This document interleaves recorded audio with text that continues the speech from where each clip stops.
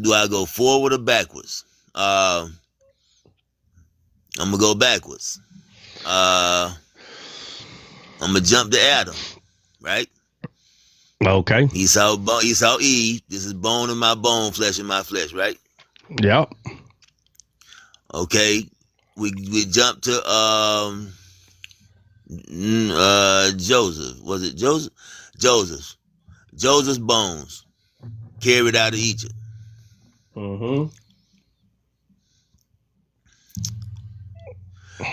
All right, hold on. If you're gonna say that, let's go read what Joseph tells them when he says, "Take me with you." I want to go read that first before we move from there. All right, give me a second. Let me get the Bible.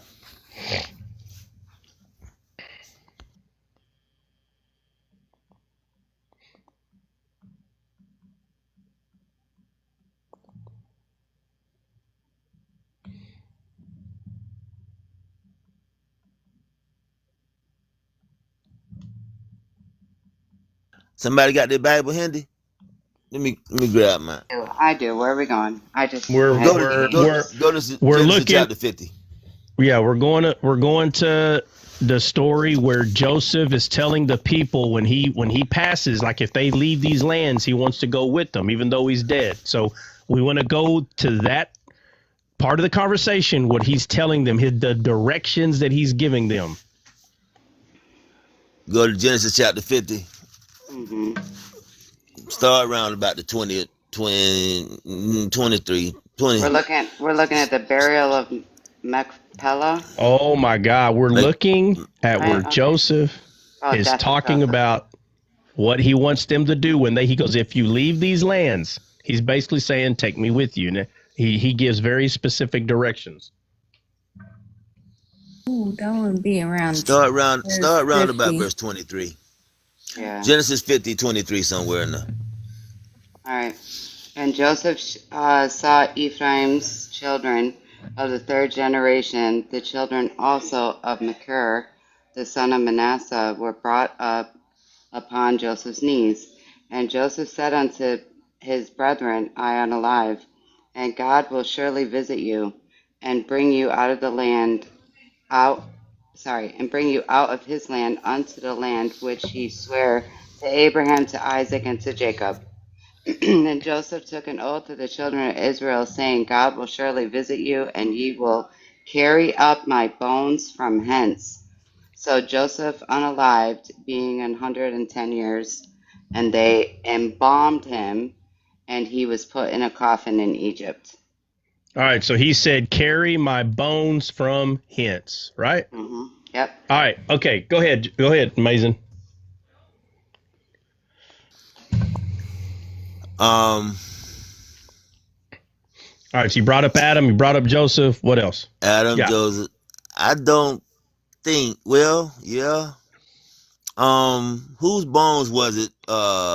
Elijah's bones that somebody fell on. Elijah's bones. Was it Elijah's bones? Elisha. Somebody. Elisha, right? Elisha. Yeah.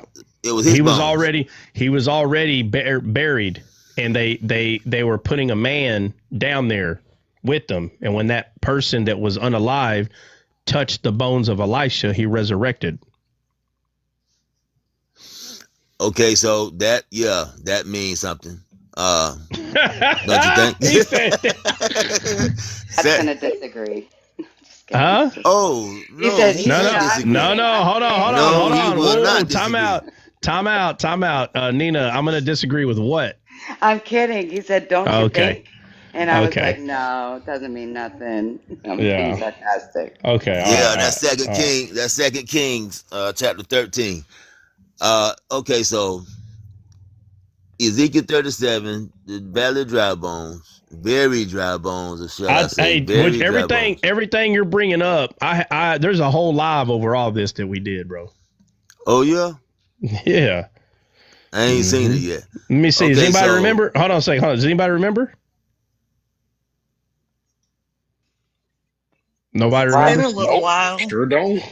Remember what? Say it again. I remember we talked about it, but like 5 of them here today. Sorry. Does anybody remember me talking about everything he's bringing up? Does anybody remember that? Yeah. It was a whole. It Vaguely, was. yeah. It It's was. It the was. you talked about it when you talked about the two sticks. It's actually titled, and I actually watched it a couple of nights ago when I was looking for Kelly's. She had a question about Moses and Elijah, and I was looking for that, but I ran across that two sticks video, and yeah, you were talking about what he's Well, asking about. there's more than one. There's probably 3 or 4 lives where I talk about this right here. All right, amazing. What else you got? Next. Okay, where did I go? I started at the Valley of Dry Bones, jumped back to Adam, bone in my bone, flesh in my flesh.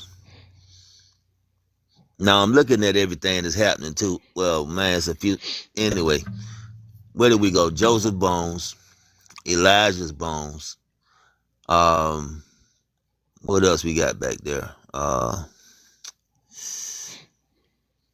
thought about in Daniel, but that I don't think that ties in about the ribs because that ties into the end time eschatology. So, in the bear's mouth, those are kingdoms. Let me see.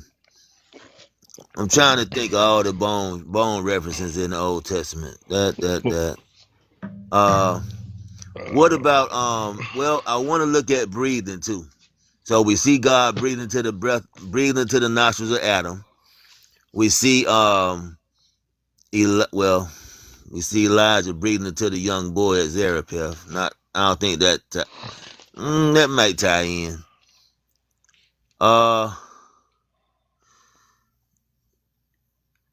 Elijah prophesied to the dry bones. God breathed into Adam.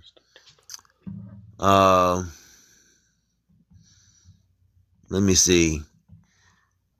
I think that's all the Old Testament that now Jesus, right? He breathes on the disciples. When it comes to breathing, I see God breathing into Adam. I see Elijah prophesying over the dry bones. I see Jesus breathing on the disciples.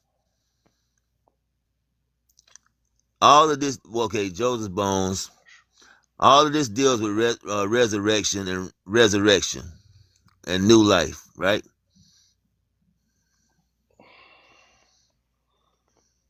Do what? All of this correlates to resurrection and new life, right? Okay, so that you brought all this up just to ask that question, bro? No, brother. Oh, What I'm really trying to get at is the new man. Ultimately, because that's the only thing that Paul said, listen, the only thing I want to hear is Christ, him crucified. Yep. And as you've been transformed, are you transformed? Right? Well, that's the ultimate goal, is the new life.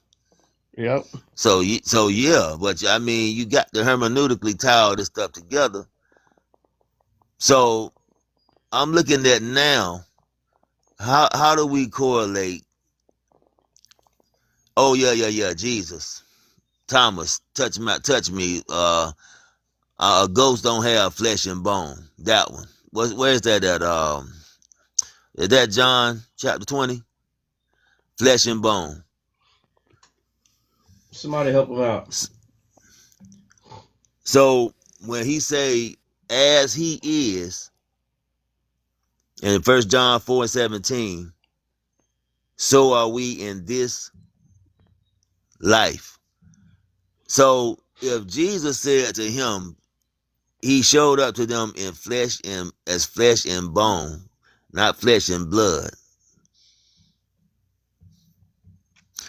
I was trying to figure out how that corresponds to us if we are as he is in this life. And the last thing I remember is he appeared to them as flesh and bone, indicating that the spiritual body We are the body of Christ, a spiritual, a holy nation.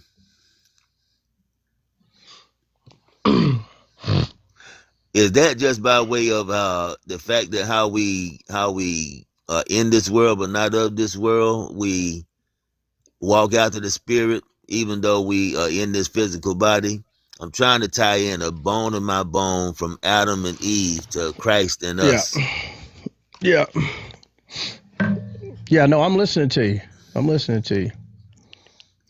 So I want to tie all this in, and I just started like at Ezekiel, the dry bones, because that's talking about the physical Israel. And I know you say like it's only one body, but the way the story plays out for me is through the dispensations of time, God chooses a people, and we just can't get away from that. We have different worlds. We can't get away from that. We have the present age. We have an age to come. We have the age that was back then. Those were different. There were different ages in time, right? So God was dealing with a certain people to bring his will and plan into fruition. So when I look at Israel, quite naturally in Christ there is no Jew or Gentile, Greek or whatever. But I want to see how all of this does it all tie in together, because I'm trying to put it all together. Yeah. Yep. Is that it? Is that all the ones you got? Now God breathed into Adam. Would that be parallel to Christ breathing on the disciples in John chapter 20, verse 22? Jesus breathes on the disciples and say, receive ye the Holy Ghost, right? And so God breathed into Adam. And so when we see the first man, Adam, the last man, Adam,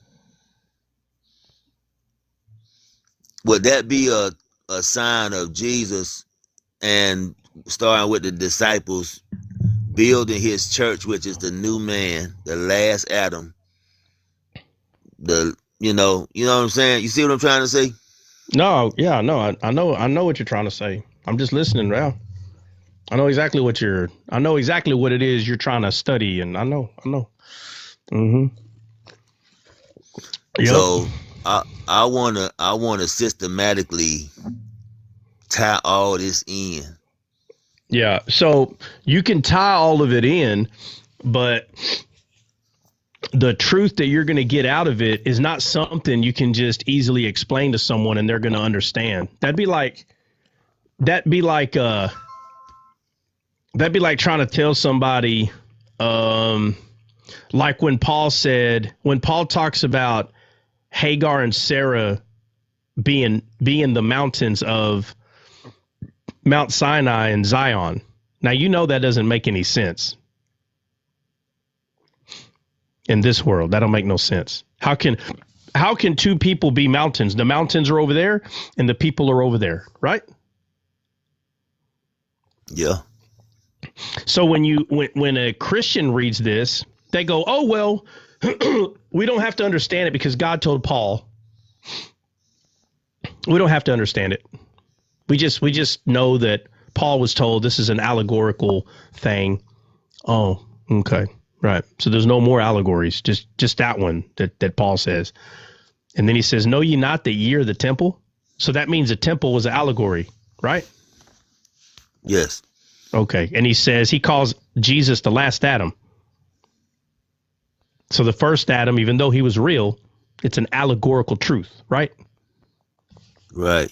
It's funny how everybody, because Paul wrote it down, then what people essentially are saying is the 10 allegories that Paul points out are the only ones in the entire Bible.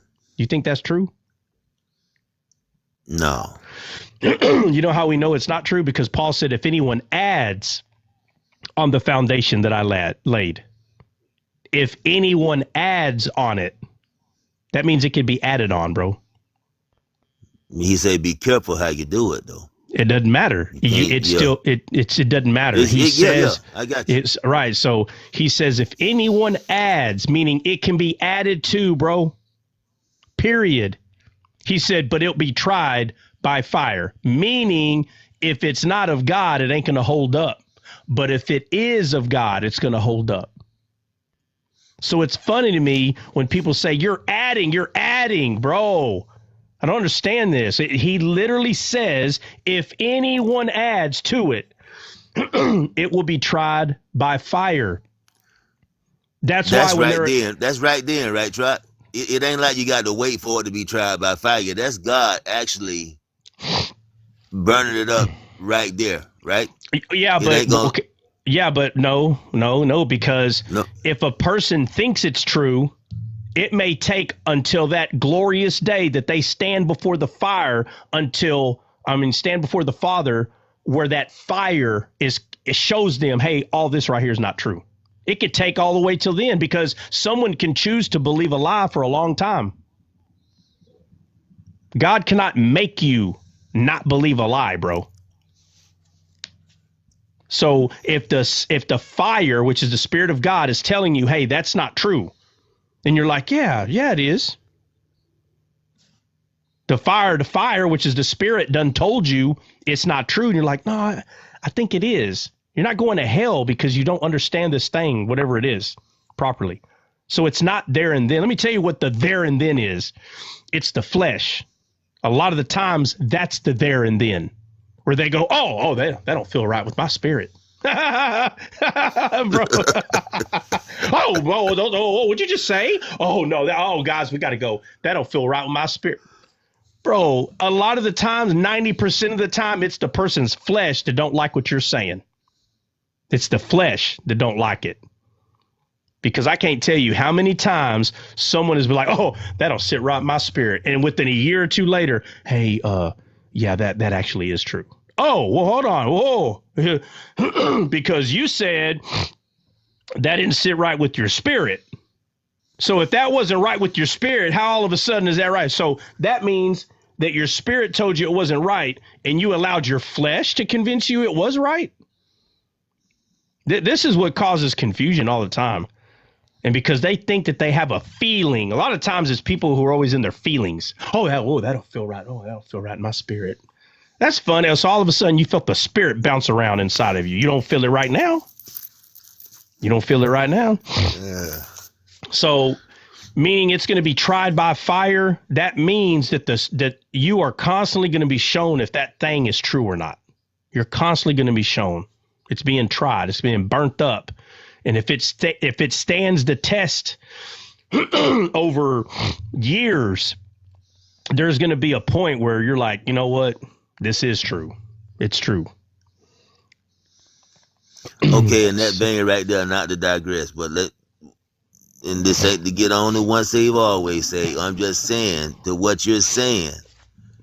This is what I believe the Apostle Paul, when he speaks about how Philetus and Hymenaeus, they have deserted me, loving this present world, or you have a 1 Timothy chapter 4, the Spirit speaker, especially in the last days, men shall have itching ears.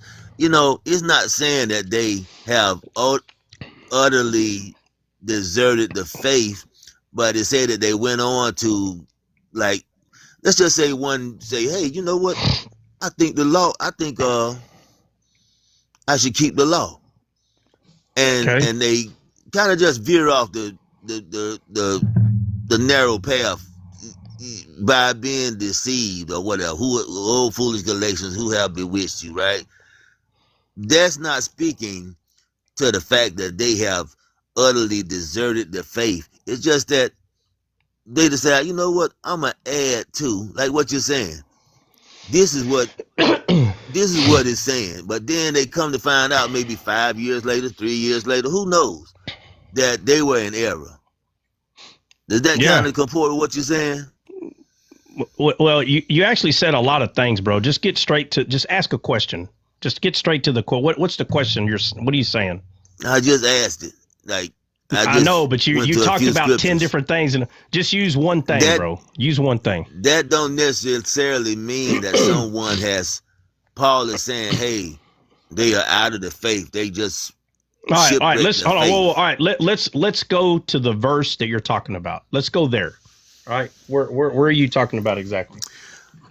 One is well, just go to what is it? 1 Timothy or 2 Timothy, chapter 4. We probably need to go to the itchy ears one since you brought that up. Honestly. Yeah, go.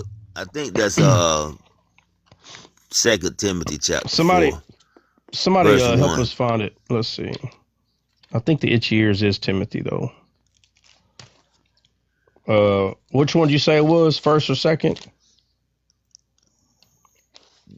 Do 2 Timothy 4 verse 1. Start at verse 1.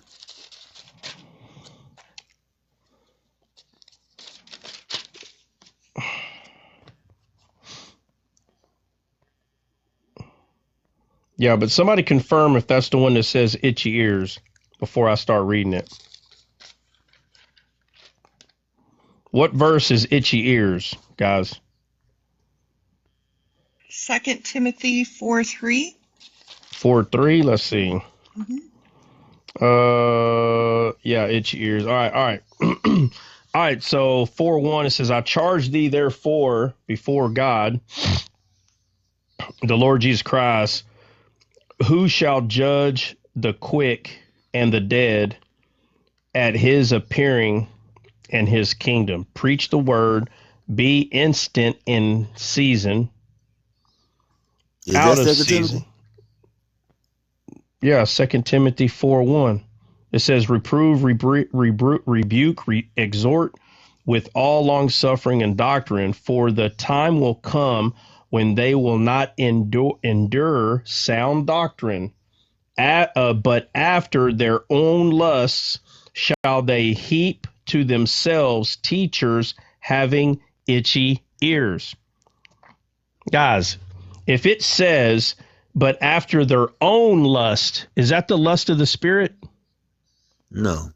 Okay, it's the lust of the flesh.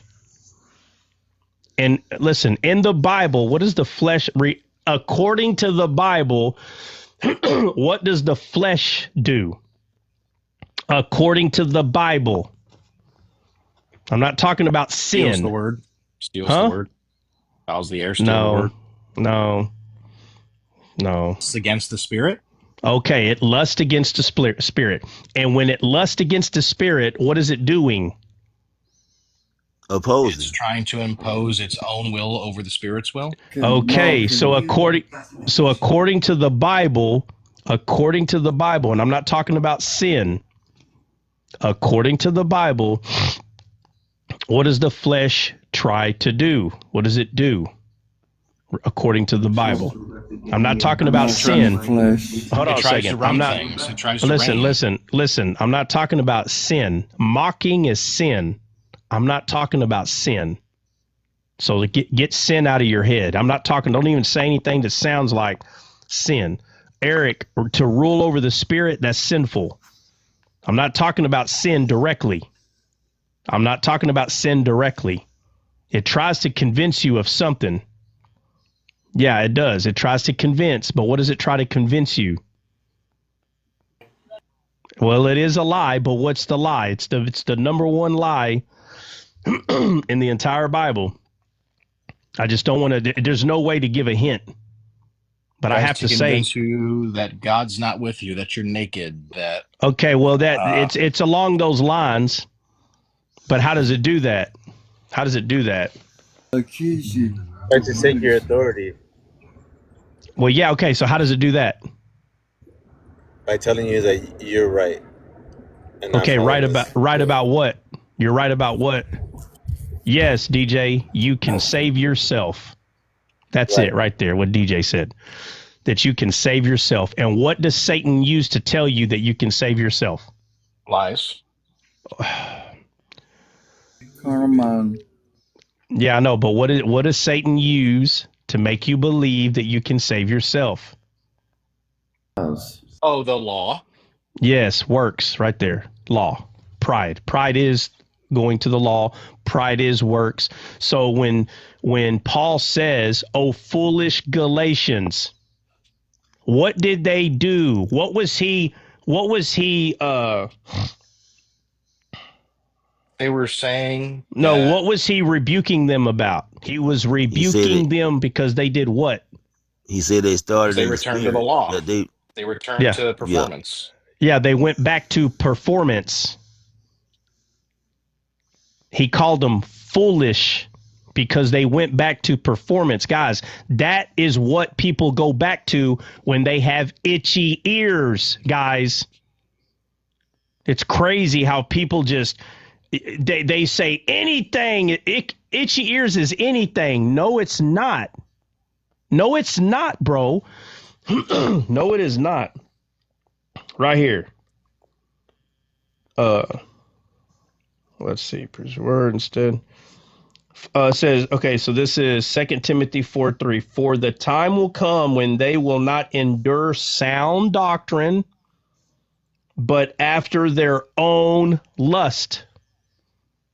Is that what Galatians did? yeah. Because that's the lust of the flesh. The flesh. Itchy ears is not the spirit. Your spirit don't have itchy ears. It's your flesh that does. Your flesh has itchy ears. And the one thing that the flesh tries to make you believe is that you have to do it. You have to earn it. It somehow wants validation through itself.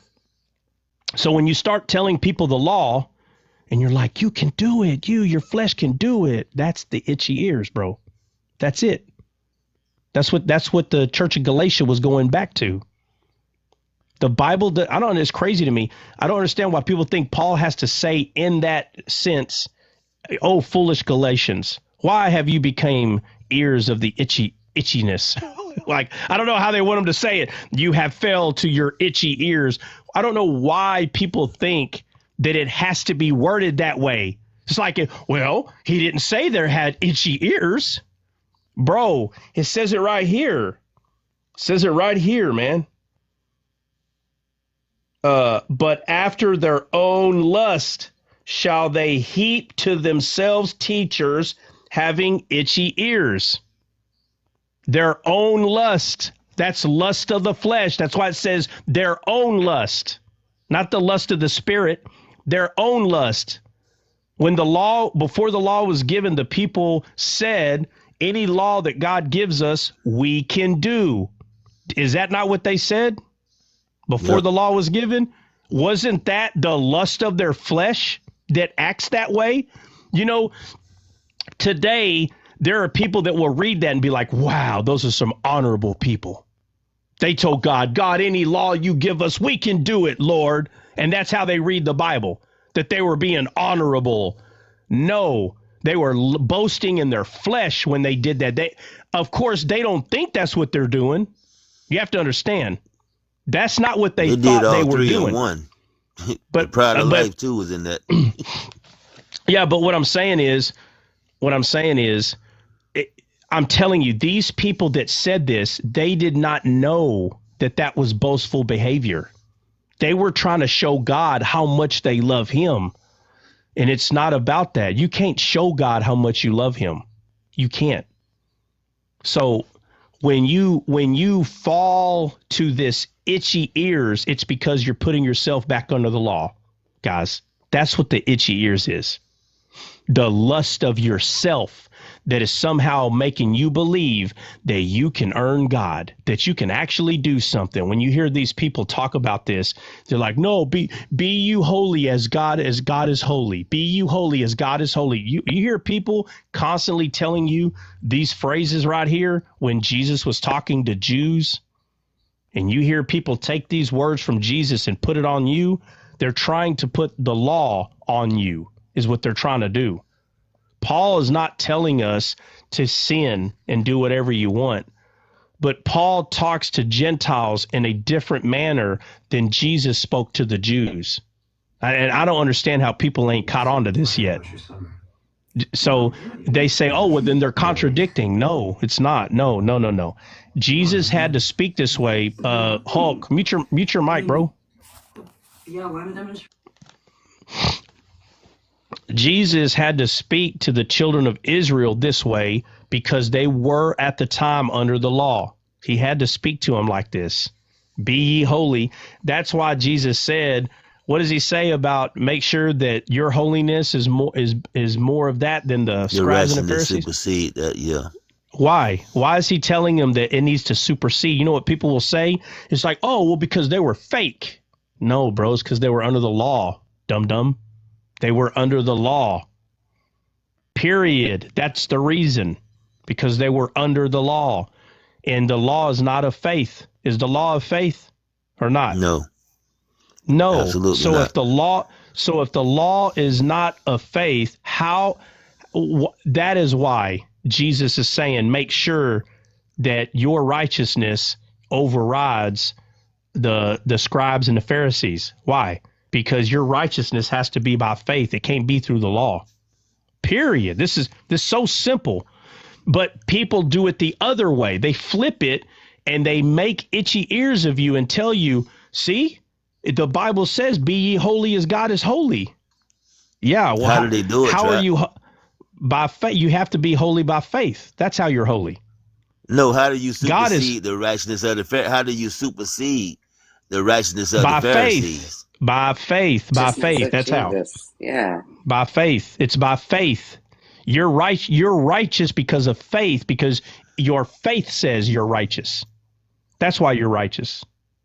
You can't override the righteousness of the Pharisees by going back to the law. That's itchy ears. This is what itchy ears is. And it's crazy. The people who are trying to put others under the law, they call the way I'm teaching, that is itchy ears. No, if you knew the Old Testament, you would see what itchy ears was. Galatians 4 shows you what itchy ears are. Galatians 4 shows you that if you're putting yourself back under the law, you're a fool. You're becoming foolish. It's not the other way. It's the law. What'd you say, Sando? Is it like when people believe that when they get on that glorious day, when the Father says good and faithful servant, he's actually talking to them instead of what they receive? Say it again. I'm sorry. What?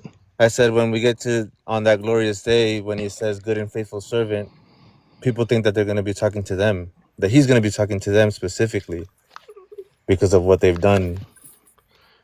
Yeah. But notice what it says. It says good and faithful servant. It doesn't say good and law-keeping servant. It says faithful. So people think faithful means you've done so well under the law. Bro, it says the law is not of faith.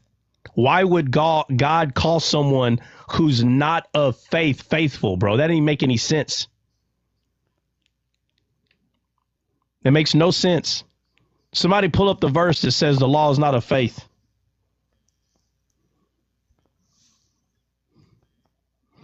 Well, we were going to have a Grit Mastery family, but all right, I guess we'll go through this because it sounds like it's needed. So y'all can blame Amazing for that today. That's over in Galatians. That's over in Galatians chapter 3. But we need to read it. Go ahead. Okay. I was wanting to say how we supersede, because a lot of times they'll say, well, we get the spirit of grace so that we could keep the law. Yeah. And it's So you're going to have people who are trying to put others under the law say the way that you supersede over the scribes and the Pharisees is receiving Christ. But you're still under the law, bro. That is the dumbest thing I've ever heard. That is straight stupid. That is stupid. Crazy. That you think the purpose of you getting the Spirit is so we can obey the law properly now. Well, they didn't have the Spirit. See, we got the Spirit now. Right. How did you receive the Spirit? By the works of the law? No. Okay, by the hearing of faith? Yes, then that's how you keep it. You don't receive the Spirit and go back to the law. That's what Paul was telling the Galatian people the people of Galatia, bro. Absolutely not. No. Somebody pull it up. Who got it? Galatians chapter 3, Got it. verse All 12. right, read it. Got it. And the law is not of faith, but the man that doeth them shall live in them. Right. So if you choose to do them, then you're going to live in them. But the law is not by faith. Read the verse above it. But that no man is justified by the law in the sight of God, it is evident, for the just shall live by faith. Right. You'll live by faith. You understand? You'll live by faith. And it says, and the law is not of faith, but what does it say after that? The man that doeth them shall live in them. All right. So notice the scripture above, he says, the just live by faith, but those who do the law live by the law. You notice how he shows both? The just, let me go to it. Where's it at? 3:11 and 12. No, the full address. Galatians 3:11 and 12. And you know, it's not ironic how I believe it's in Habakkuk chapter 4, verse 12, where Paul is quoting from, right? In the law, out of the Old Testament, how that the just shall live by faith. That was established even then. Yeah, but if you don't have the Spirit of God, you don't know how to do that. Facts.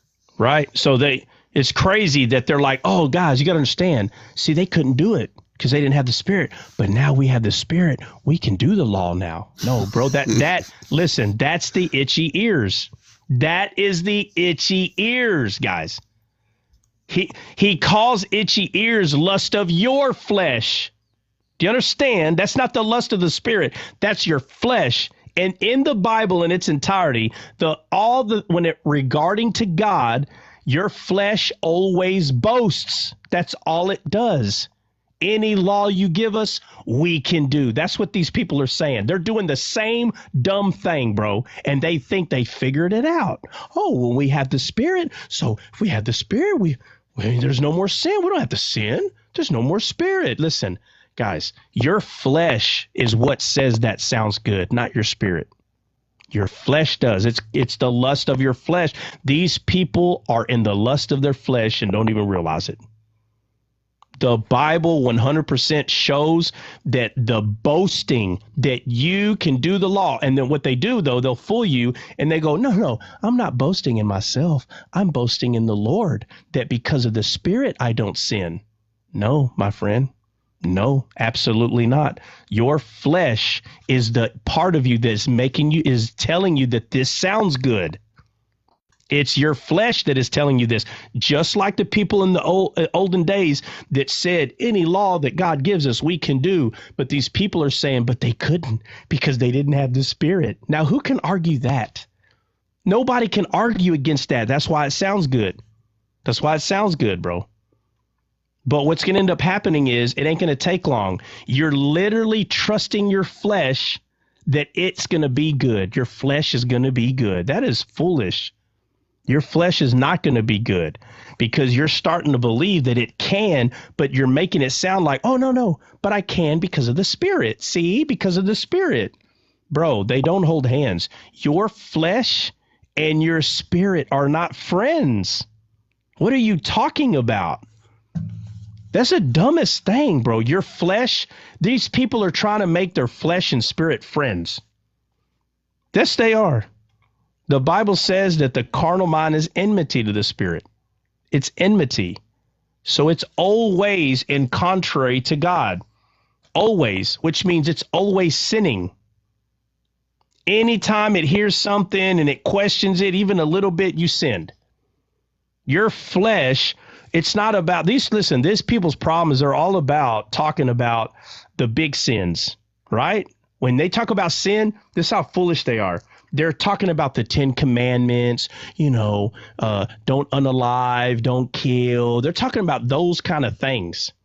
That's what they're talking about. But they're missing the point. They're missing a huge point because your body sins all the time. It's always sinning. And when you say that to someone, they're like, I'm not always killing somebody. I'm not always. And they think about the big ones. But what about worry? You have someone go in a hospital and these people fall apart like a $2 suitcase and they worry. Is that not sin? The Bible says that which is not of faith is sin. So is it sin to worry? It's a sin. But you don't ever hear these people talk about these kind of sins. My friend, if it's a sin, it's a sin. If it is a sin, it's a sin. You don't just get to say, well, I don't break the big ones. I don't break the big ones. And then you act like that you're either not tempted or you are tempted and fall into temptation to worry. When you do that, you broke the law. Period. You broke it. That which is not of faith is sin. It's sin. Worry is a sin. I don't care how you try to tell people, well, it was my child and I was worried. Listen, you're missing the point. Regardless of why you worried, you still sinned, period. And these people try to make you believe, well, if you got the Spirit, you don't have to sin. I don't think you understand. I really don't think they understand. Your body is going to miss the mark a lot. And they go, well, I just tell God to forgive me. Well, then what difference are you really making? If you're saying, Lord, I have your Spirit and I put myself under your law and I'm doing it the best that I can. Oh, you are. Wow. It's because of his grace that you're able to do it the best that you can. Okay. It's because of his grace. And we only receive grace by faith, not by the works of the law. So what is the point of you trying to put people back under the law and then you lie and say, oh, I'm not trying to put them back. Yeah, you're a liar. Yes, you are. 100% you are trying to create another foolish Galatian church is what you're doing. And they don't even realize it.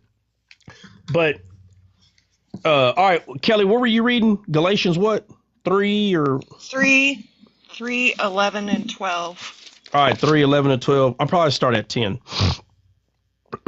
So he says, for as many as are the works of the law are under the curse.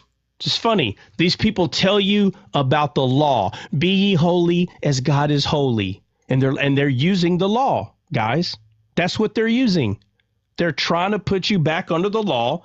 And Paul says, for as many are of the works of the law are under the curse. Why would you allow someone to put you back under a curse? I don't understand it. You know how? By itchy ears. That's how. By itchy ears. Guys, the itchy ears is not telling someone you're justified by faith without the works of the law. That's not itchy ears. That's the truth. The itchy ears is when someone comes up to you and says things like, well, now that you have the Spirit, now it's about the law. That's what they're telling you. Oh, foolish Galatians. These people went back to the law. You understand? He called them foolish for going back to the law. He called them foolish, guys. They're putting you under a curse. That's what they're doing. And because they're making you, it sounds great. I'm telling you, it sounds real great when you tell someone, okay, now we can do it, guys. You understand? We got the Spirit now. Be you holy as God is holy. How do you do that? You got to be. And they're literally, Jesus is talking to Jews. That's who he's telling to be holy, those who are under the law. Be you holy. God is holy. But he sends Paul to the Gentile. And you're going to see Paul talk to Gentiles a little different than Jesus spoke to the Jews. He's talking to them a little different. He's not changing nothing. Okay? The Gentiles are not the lost sheep of Israel. Okay? Not in the sense of physical Israel. Okay, but every human is still considered a lost sheep, period. And we get grafted in to Israel. So it's not wrong to say it that way. But Jesus came for that physical, the people that was given the physical promised land. That's who he came for. But he ran into people, and because he's a compassionate God, he ran into people, had compassion, and they got what they were literally asking for out of their heart. Because he had compassion on them, not because they were the lost sheep of Israel. You understand? But it says, you are under a curse, for it is written, cursed is everyone that continueth not in all the things which are written in the book of the law to do them. He said, but that no man is justified by the law in the sight of God, it is evident, for the just shall live by faith. So the just lives by faith. And it says, and the law is not of faith, but the man that doeth them shall live in them. You understand why he's saying live in them? Because he said the just shall live by faith, the just. And then he's talking about people that are putting themselves under the law. He doesn't call them just. He doesn't say, and the law is not of faith. He says, the man that doeth them shall live by faith. The man. But the just is not the man. It's the man it's the inner man. That's the just. You understand? Yes. You understand what the point Paul is making? He says in 11, Galatians, and let me tell you this right now. The people that do this, you'll never hear them talk about Paul. They don't like Paul. Paul ruins what they're trying to do. They won't talk about Paul. They'll talk about Jesus. Let me tell you, 90% of the time, these people use Jesus to put you back under the law. But Paul was sent by Jesus. But they'll tell you, no, they'll say, no. He goes, listen, guys, I know y'all like Paul, but I'm going to go with what Jesus says. Wow. This is how evil this is. I'm going to go and do what Jesus said, even though Jesus sent Paul. Jesus, and they'll lie to you. And what they do is they go, oh, man, you worship Paul. Wow. That's how they take you away from Paul. You worship him. Well, nobody wants to do that. Nobody wants to worship Paul. Do you see what kind of scandalous game? How do you combat? Let me ask you, how do you combat Matthew 20? I know you right here. And we in 2 Timothy 4:1 or 1 Timothy 4:1. Matthew what? In Matthew 23, when Jesus said how the Pharisees, the Sadducees sit in Moses' seat, all that they command you to do, right? Hold on. Let me get there. All this stuff is easily refutable because it comes from man, and they're twisting. All right, this Jesus, and I think it started in the very beginning, right? What did it say? About verse 3 or something? All that they command you to observe and do, or something like that. But do not as they do. Do as they say, but not as they do.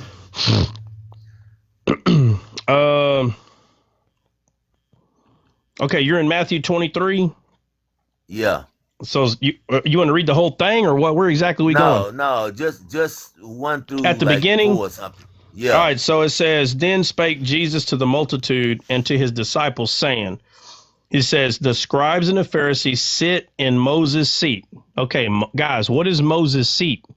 The law. Right? Right. Okay.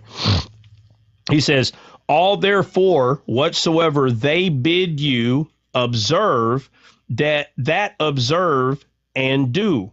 But do not ye after their works, for they say and do not. Okay. Let me go further down. For they bind heavy burdens and grievous to be borne, and they lay them on men's shoulders, but they themselves will not move them with one of their fingers. But all of their works they do for to be seen of men. They make broad their phylacteries, and enlarge, it doesn't matter, enlarge borders of their garments, and love in uppermost rooms at feast. So right now they're talking about how the scribes and the Pharisees like to be popular, right? Right? Says, and in 7, it says, and greetings in the markets, and to be called of man, Rabbi, Rabbi. But be not ye called rabbi, for one is your master, even Christ, and all ye are brethren. So he's talking to Jews, right? Yeah. So what do you mean? How do you combat this? He's not talking to Gentiles. He's talking to Jews. Yeah, I get that. But what I'm So saying then that's how it's combated. He's not talking to Gentiles. We're Gentiles that were grafted in. So when people try to use this and say, he's talking to you. No, he was talking to Jews who were under the law. yeah, We're not under the law. facts. Simple. That's what it says. These people are lost in who's being spoken to here. They're freaking lost, bro. Would it be a Freaking blind. They're blind, bro. These people are blind by their flesh. The lust of their flesh is kicking their butt and they don't even know it. It's crazy. This is too easy. Jesus is talking to Jews right here. He's like, no. But he's saying this is what we're supposed to do, is what we're supposed to know. All these people were under the law. Look, when they brought the lady before Jesus, and they were going to stone her, Jesus is supposed to do what is according to the law, right? Yes or no? Yes. Okay, so Yes, would Jesus man of the law. would Jesus have been wrong if he picked up a stone and stoned her? Well, he would have been wrong. No. He would have been within the boundaries of the law. He would have been under the law, right? But the law, in the law, love is actually in the law. So you can choose love also, right? So he did stone her. How'd he stone her? With With love? love. Right. So, but love is in the law.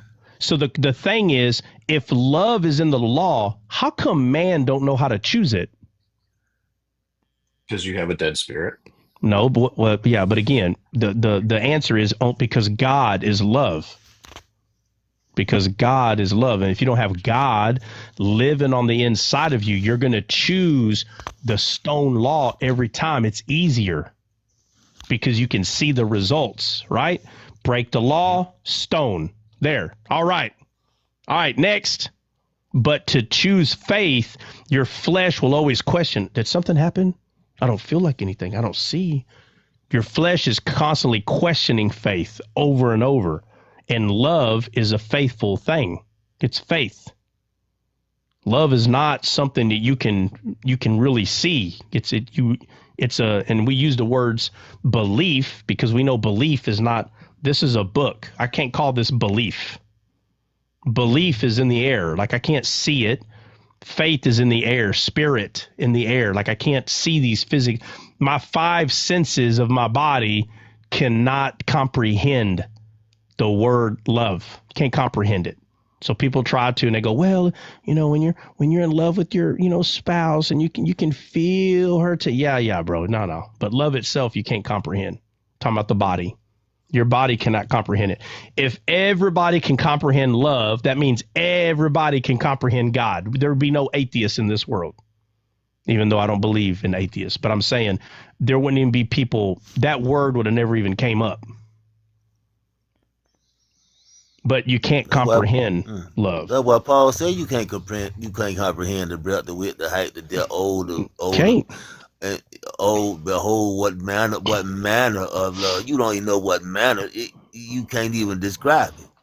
Yeah. And Erica texted. Well, go ahead, brother. No. I was just gonna say. So just to make this real simple, so he says the scribe and the Pharisee sit in Moses' seat, bro. At this time, Jesus had not become unalive yet, so these people are still under the law. The people are still under the law.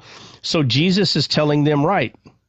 He's telling them right. He's saying, all therefore, whatsoever they bid you, observe and do, but do not ye after the works, for they say and do not, for they bind heavy burdens and grievous to be borne and lay them on man's shoulders, but they themselves will not remove them from one of their fingers.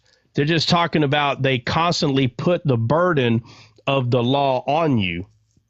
but he's talking about regarding the law of Moses.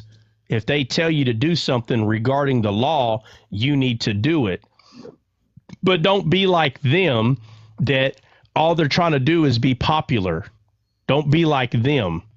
So what he's really pointing out is these people claim they're under the law, but they're liars. But they use this to say that's all Jesus had against the scribes and the Pharisees. And that's a lie. That is a complete lie. That is not true. Because, first of all, Paul tells us that's not true. But again, these people don't like Paul. You understand? They will not let you use Paul against what they're saying. They won't let you do it. They'll just say you worship Paul. Bro, this is some witchcraft. It's some very clever, devilish way of thinking to make people believe not to listen to Paul and you need to listen to Jesus instead. Bro, like very clever. That's why the serpent was very good.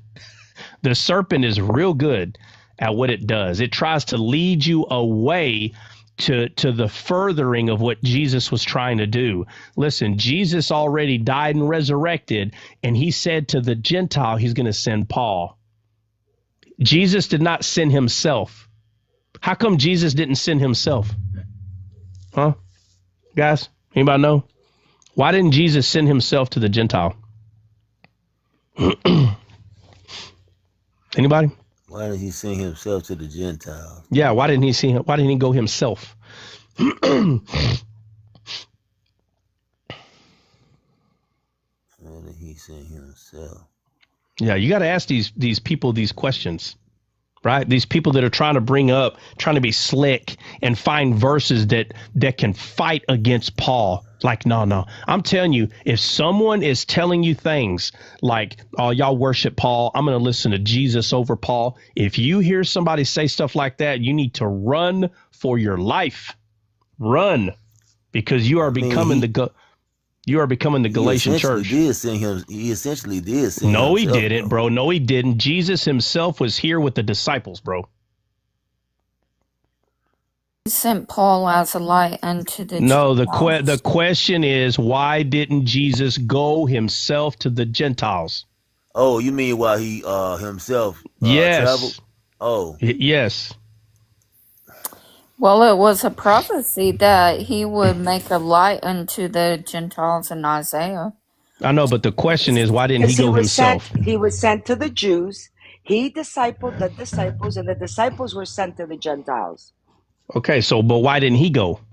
Because he came to the house of Israel first. That's it. He came to That's the the house answer. of Israel. He came to the house of Israel, guys.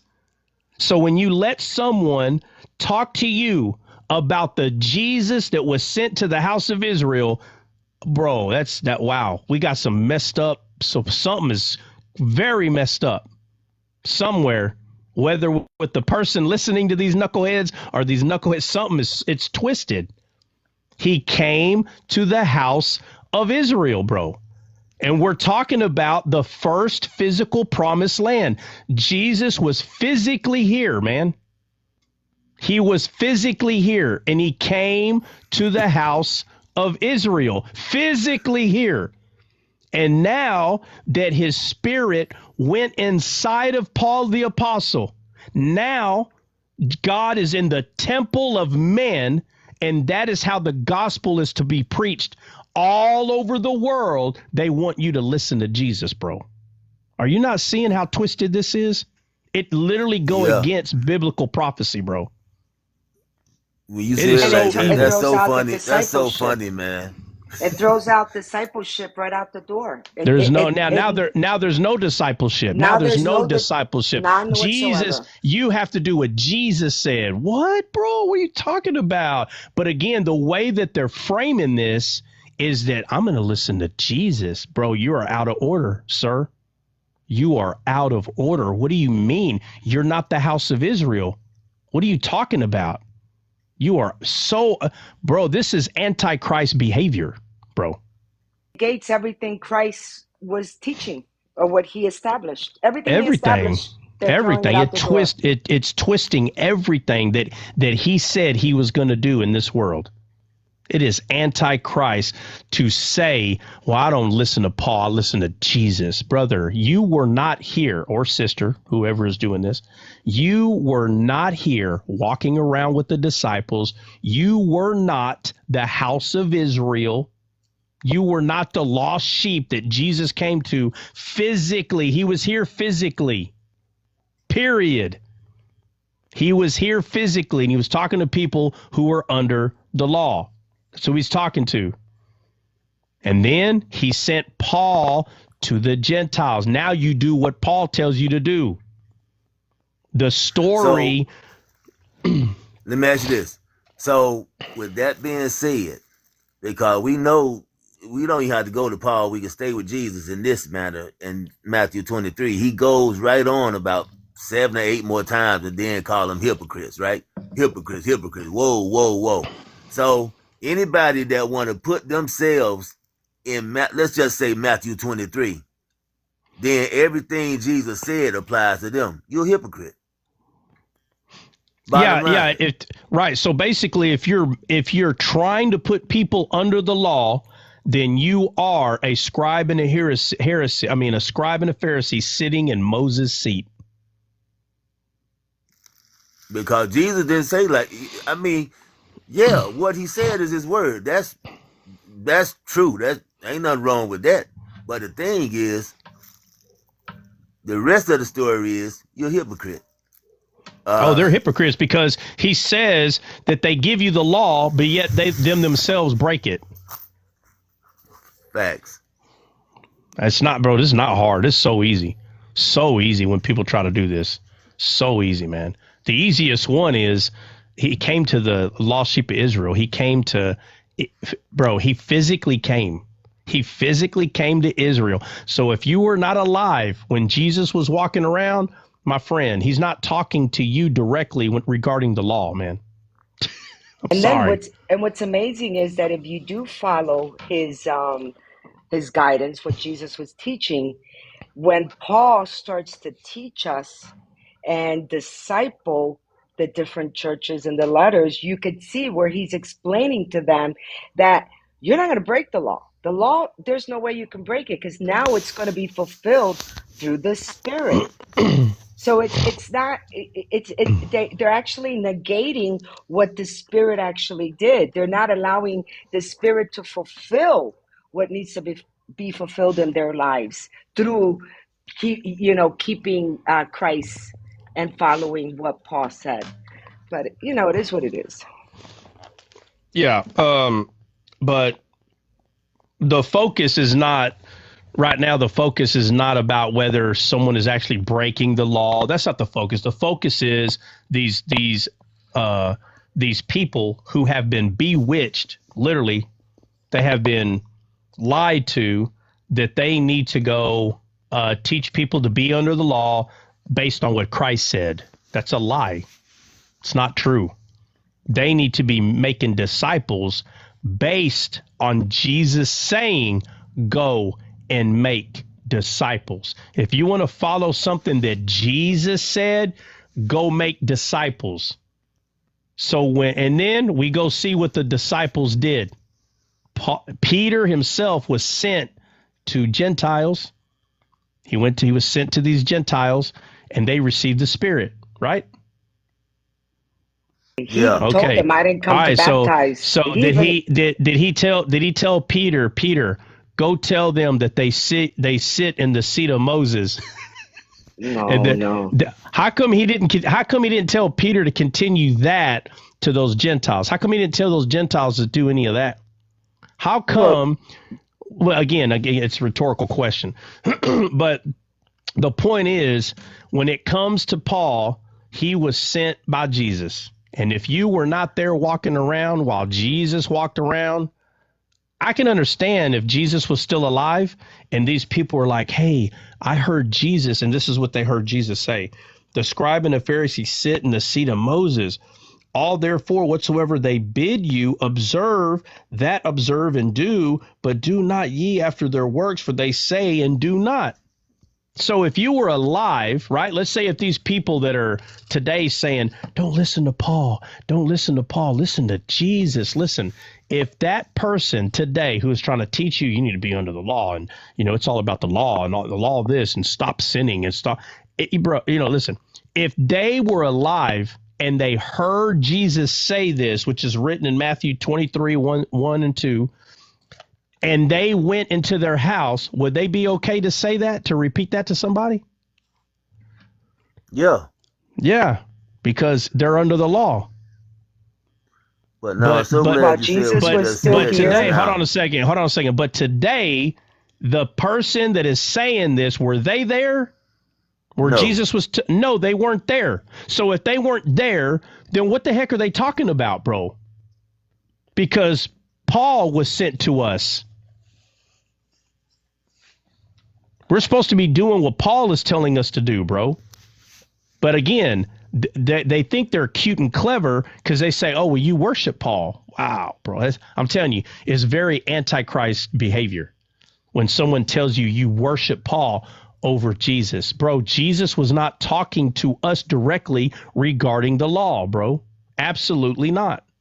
You have to be able to discern when Jesus is saying something to us and when he's saying something to people under the law. We are not under the law, bro. Jesus was talking to people who were under the law. So it is 100% antichrist behavior when you use Matthew 23 to get someone to believe that they should be under the law and not listen to Paul. That is antichrist. Now that's Christ, sad. Now that yeah, I'm glad you said that, because now let me ask you this: with you saying that, because this is really a serious matter, man. Oh, it is, bro. Not so much in regard to the law, right? But also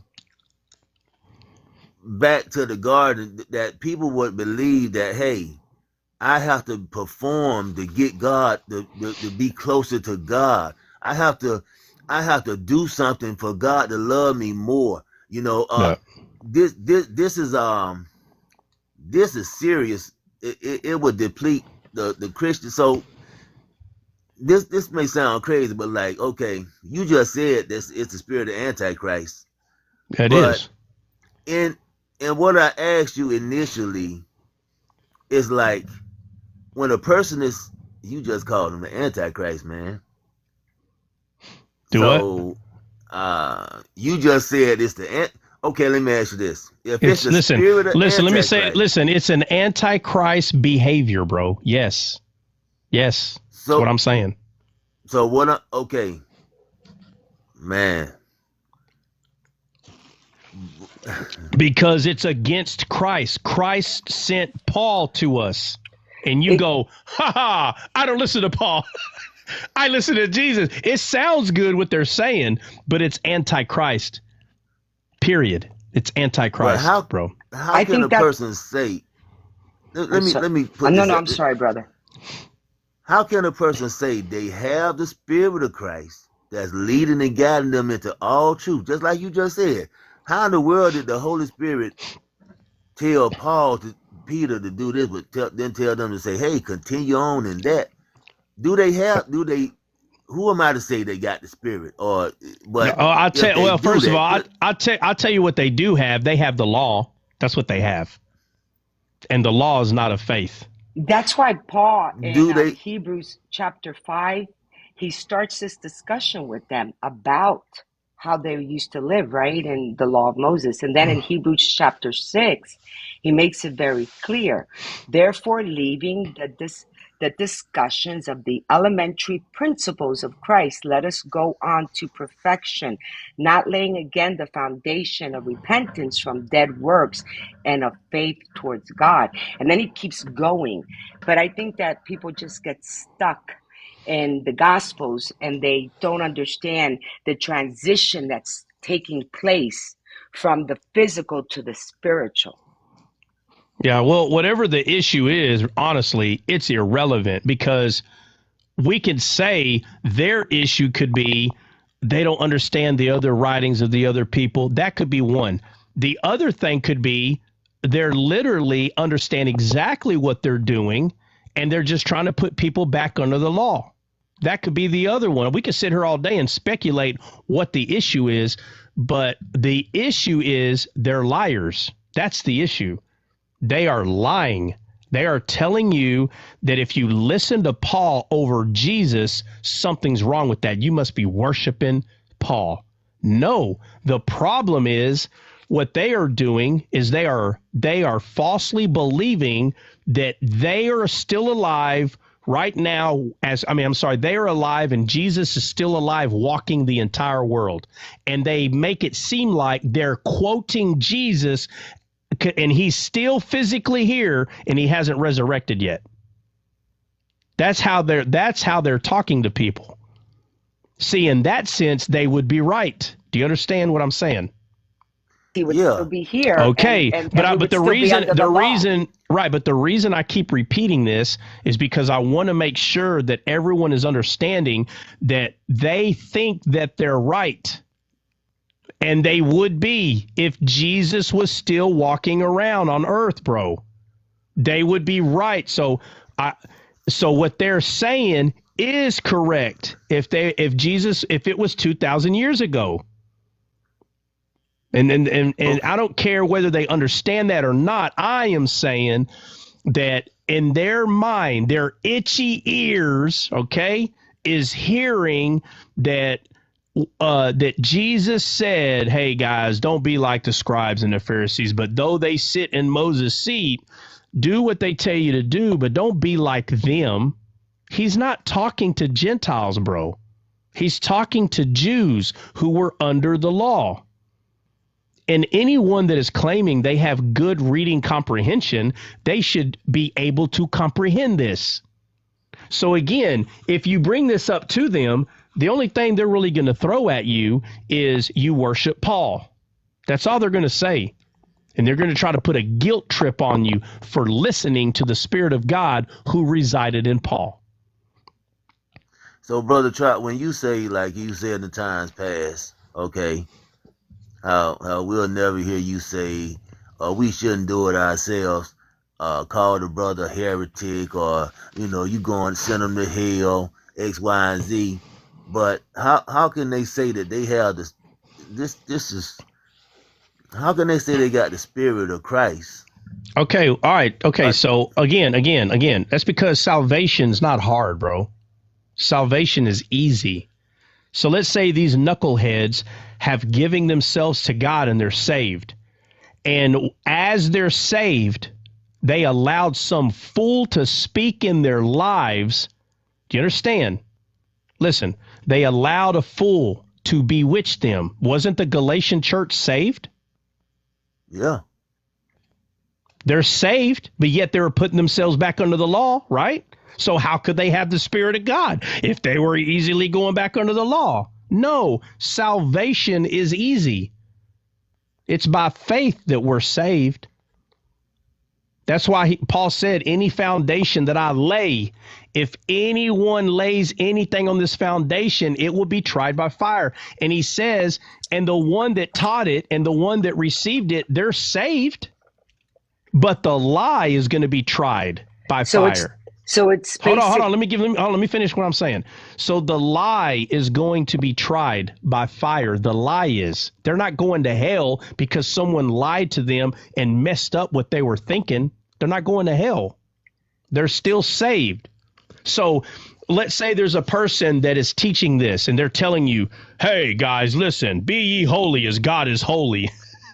Y'all worship Paul. No, I listen to what Jesus said, bro. It sounds holy. It sounds so holy to say, oh, I do what Jesus said. But they themselves have been bewitched. Do you understand? Amazing. Yeah, absolutely. So while they're telling people, be ye holy as God is holy, look, it says right here, Matthew 23, they sit in Moses' seat, but you do what they're supposed to do. See, you're supposed to do. Someone has bewitched them, bro. Where's the grace for them? Do we give them grace or no? Well, yeah, they're supposed to have the grace. No, I'm asking Amazing because he's the one that's asking this question. Amazing. Do we supposed to give them grace? The fool that is trying to put other people under the law, do we give them grace? I oppose it. I don't give it no grace. Well, that okay. Well, then what But spirit are we you should, from? we What should spirit get, are you from then? we should give them grace, brother. Yeah. All right. So Let our speech the be seasoned with grace. all right. So the reason that we give them grace is because they need it. Clearly. So what I'm saying is, they very possibly could be saved, but someone has bewitched them to believe that what they're saying is true. Someone has bewitched them. Period. Because yeah. I'm kind of rushed because I'm laying across the bed, ball, brother. I should have been up 3 hours ago. Listen, you better get up. Okay, so back to what we were saying. When you went to 1 Corinthians 3, the foundation that's laid, if any man add to, build thereon. The question I was asking you was, you got we started in First Timothy 4:1, or was that 2 Timothy 4:1? Because the 2 Timothy 4:1 is the itching ears, but the 1 Timothy 4:1 is men, the Spirit speaketh expressly. And that's another way when they say, oh, the Spirit is speaking expressly, that men shall do all these things. And then you tied in 1 Corinthians 3 about it being tried by fire, and you said it may take a while before whatever that is tried by fire. So does that mean that that person, even though we see it, that's why you don't judge nobody in their transition? Yeah, you don't mean judge that they them. have shipwrecked their faith. Right. Because if they're still alive, bro, there's always tomorrow. I'm saying if they're alive. If they're alive tomorrow, then they have tomorrow. Again, we don't know but I tell you right now, I'm 40. So obviously I had enough tomorrows, right? Yeah. Okay, so I'm not talking. I hate when people say, well, we're not promised. Well, man, I know that. Okay, God, stop going over 1 + 1. I'm saying there is always tomorrow if the person's here tomorrow. If they're here tomorrow, guess what? They had another day. So if I say this, what I'm saying, it was a year ago and the person's still alive, they had 365 more tomorrows, didn't they? Thanks. Okay, so again, I'm just talking about if the person is here tomorrow, they have another tomorrow, bro. So we don't know when someone is going to be receptive to this. You don't know. They still have tomorrow. Tomorrow could be their breakthrough. So if tomorrow's their breakthrough, then that's how you treat them. You treat them but it's not wrong to point out, hey, brother or sister, Jesus was talking to Jews. Were you alive? Or you tell them, hey, let's say that Jesus was here. Let's just call it year 1. We'll just call it year 1. And you just ask them, were you here year 1? Or better yet, is it year 1 right now? Is Jesus walking around right now saying this and you're quoting what you heard him say? No. Then that's why you're wrong. It's so simple. I can understand if you were saying, hey, let me tell you what I heard Jesus say. He said that the scribes and the Pharisees, they sit in the seat of Moses. But he said, we're supposed to, watch this. But he did say that we are supposed to continue to do, what the law says. Well, no, duh.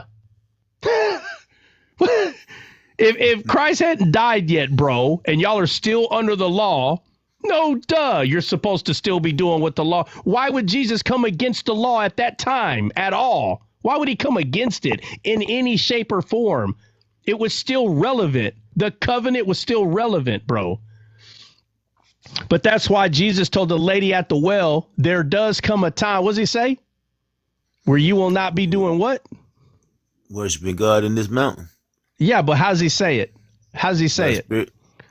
No, the very beginning, he said, there comes a what? Somebody go to it. Somebody pull it up. The conversation. A moment? Did he say a moment? No, let's just go read it. Let's just go read it. John chapter 4, verse 20. Somebody pull it. All right, well, somebody go to John 4. 21. Somebody read it.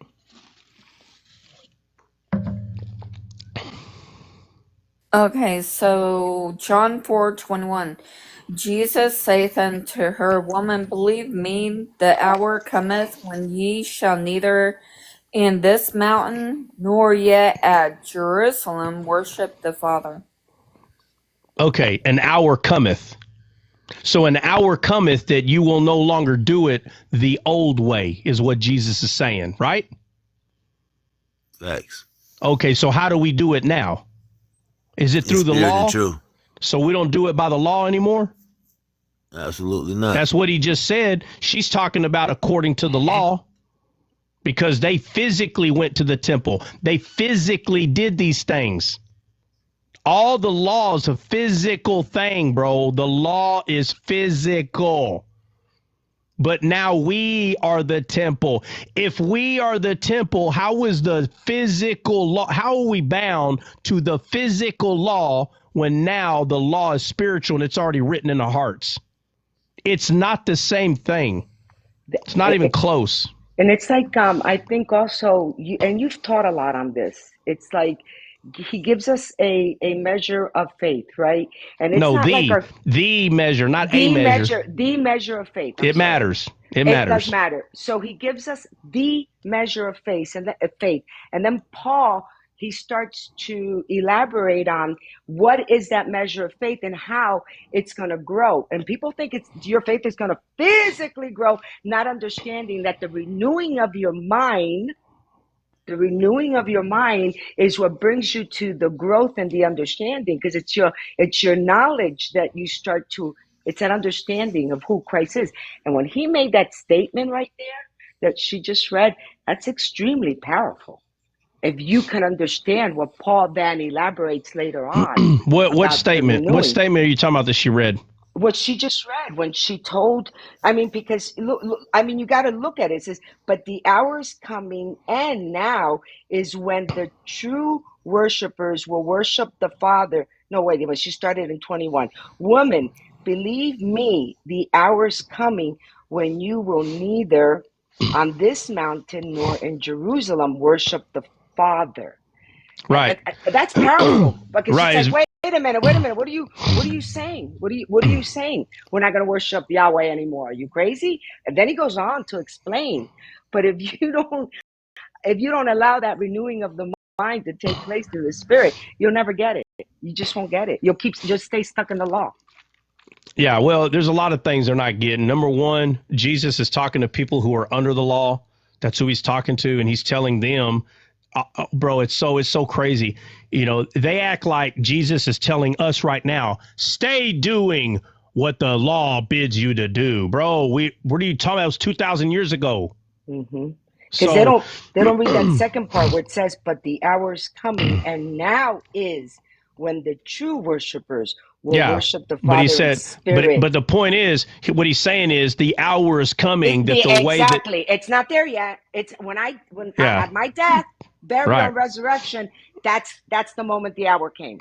Yeah, so he says it's not here yet, but an hour is coming. So when Jesus is talking this way, he's still talking that it still hadn't happened yet. But here we are 2,000 years later, and these Nimrods that obviously don't understand reading comprehension, they don't know how to freaking see the timelines when you're reading. Not just that, but you definitely need to be using the Spirit to discern what is going on in Scripture, bro. So, you know how we talked the other day? Amazing how you were saying, well, you know, because the discussion is how people say, well, the Bible, it's written for you, but it's not written to you. You still have to discern what part is actually written to you and which one is not. For instance, Jesus is 100% alive at this time, okay, meaning he hasn't died or resurrected. Jesus is 100% telling people, guys, let's not forget, we are still under the law, but don't be like them, for they're hypocrites and they tell you to do the law, but yet they break them. He's saying don't be a person that's telling people to abide by the law, but yet you break them. So let me just say this. Jesus said that they sit in Moses' seat. He is literally saying whoever sits in Moses' seat is a hypocrite. I'm sorry. That's 100% what he's saying.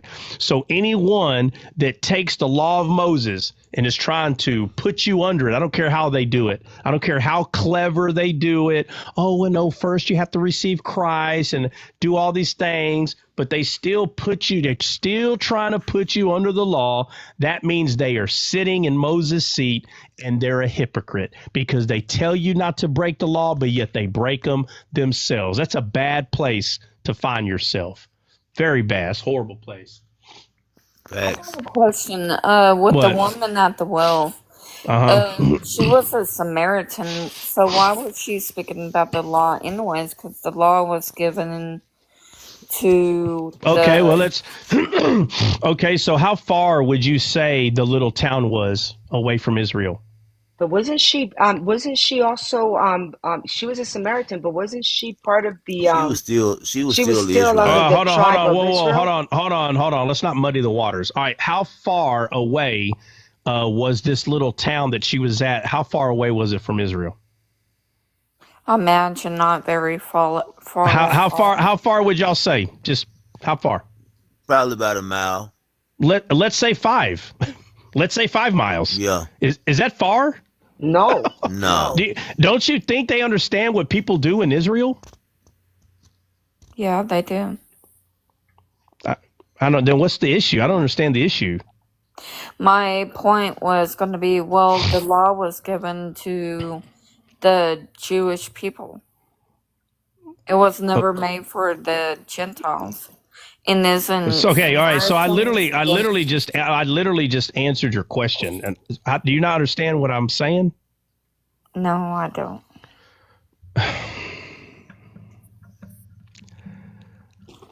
Okay. Where do you think these people came from that lived 1 to 5 miles away? Where do you think they came from? You don't think none of them came from Israel? Probably. Well, then how do you not understand? They did. Hold on. All right. Jennifer, you understand. Listen, what's the nearest? You don't got to give me the name of the town. The nearest town from your town, how far is it? The nearest town The would nearest be town? Cache, Oklahoma, but the biggest town is Lawton. No, the nearest town. The nearest town.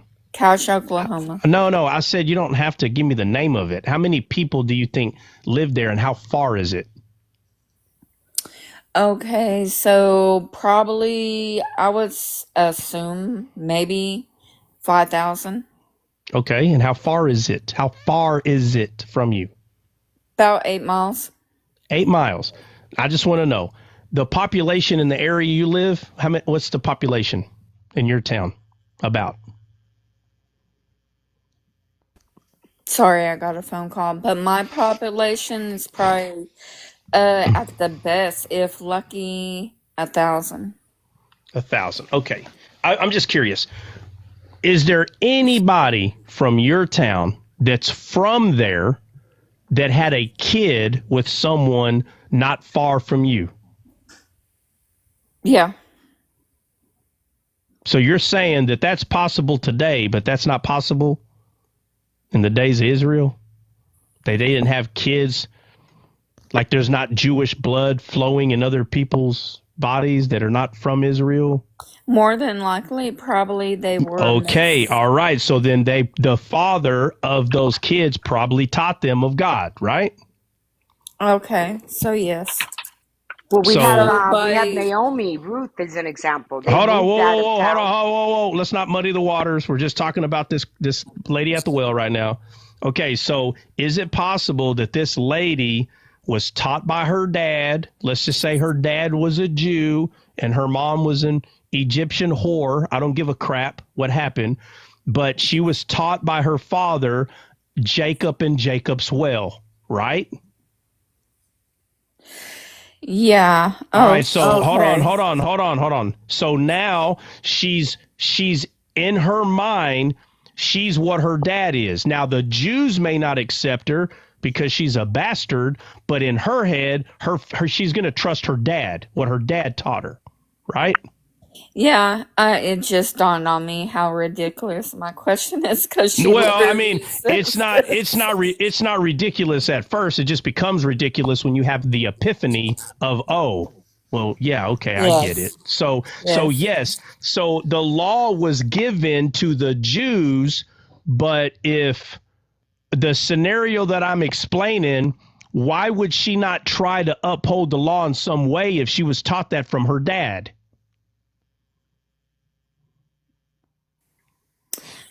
Well, I get it, brother. Okay.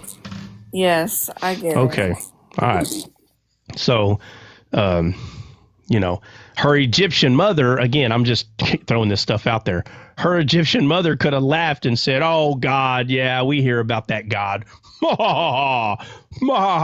We don't know nothing about the law." And she's like, Mom, actually, you're kind of crazy. I think Dad's probably telling me the truth. So I'm probably gonna follow that. And clearly she did, because her whole life had to have been thinking about this by the way she was talking to Jesus. She says, "Are you greater than our Father?" Yeah. Okay. Yeah. She's like, "Bro, who do you think you are?" But it was easy for her to receive Jesus and listen to him because she's still considered a Gentile. She's not directly held under the law like the people that are living in the gates, in the walls of Israel. You understand? Yes. Right. So she wasn't, that's why she had many wives. Let me ask you this. Can you sleep with many men if you lived in Israel? How long do you think it would last before they stoned your butt? One stone It was wouldn't cast last away. very long, for sure. All right. So if she's able to be a little whore in her little town and they were under the law, what they would have done, stoned her butt by now. You understand? Yes. Yeah, so Jesus could have stoned her because he knows that she'd been whoring around. He could have stoned her butt. But he said, even the man you live with is not your husband. She's like, holy crap, who are you? Like, what are you talking about? And he's telling her what he's talking about. He's just doing a very, very godlike, the way God is. He just tell you like it is, but he's going to love you anyway. You notice how he treats her. He loves her anyway. And he knows all of her crap, right? Or no? She went and preached after that. Of course, because it's the goodness of God that leads to repentance. Her repentance is because he was making her feel welcome, even though he knew all her crap. That is a testimony. I bet you she didn't go in that town and say, guys, y'all know in the past I've been nothing but a whore. Y'all know that I've whored around. I want to talk about that for 30 minutes. And yeah, you, me, Shaq back there, me and used to kick it back there behind the Sonic. And bro, she didn't say none of that. She went in there and said, come listen to this man that told me about my past and told me this and told me that. Her testimony went straight to Christ. That's it. It went straight to him.